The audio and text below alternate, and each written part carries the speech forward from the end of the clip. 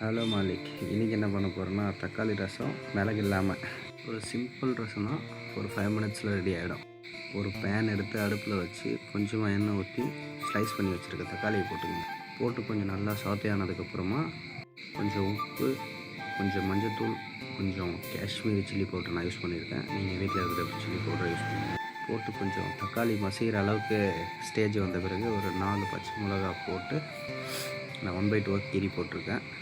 தக்காளி கொஞ்சம் நல்லா வதங்கினதுக்கப்புறமா கொஞ்சம் கொத்தமல்லி நல்லா சாப் பண்ணி போட்டுக்கங்க. சாப் பண்ணி போட்டுட்டு கொஞ்சம் நல்லா வதக்கி விட்டுட்டு நான் தண்ணி ஒரு 1.5 லிட்டர் அளவுக்கு சேர்த்துருக்கேன். கூட கொஞ்சம் வெல்லத்தையும் போட்டுக்கங்க, ஏன்னா அந்த புளிப்பு காரம் எல்லாம் பேலன்ஸ் பண்ணி கொடுக்கும்.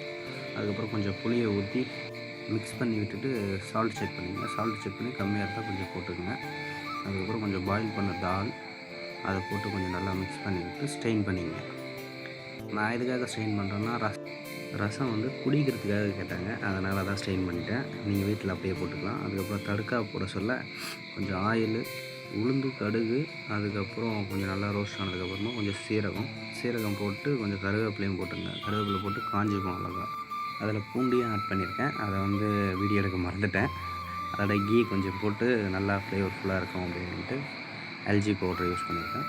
தடுக்க கொஞ்சம் நல்லா ரோஸ்ட் ஆனதுக்கப்புறமா அந்த ஸ்ட்ரெயின் பண்ணி வச்சுருக்கிற ரசத்தை எடுத்து அதில் ஊற்றி ஒரு 2 மினிட்ஸ் கூட வேண்டாம், ஒரு 1 மினிட்டில் அதுவே ஆல்ரெடி கொதிச்சது தான்.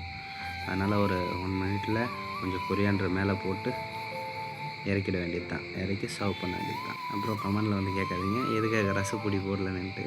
ரசப்பொடியிலே பெப்பர் இருக்கும், அதனால தான் போடல. Okay Malik, thank you very much. Bye bye.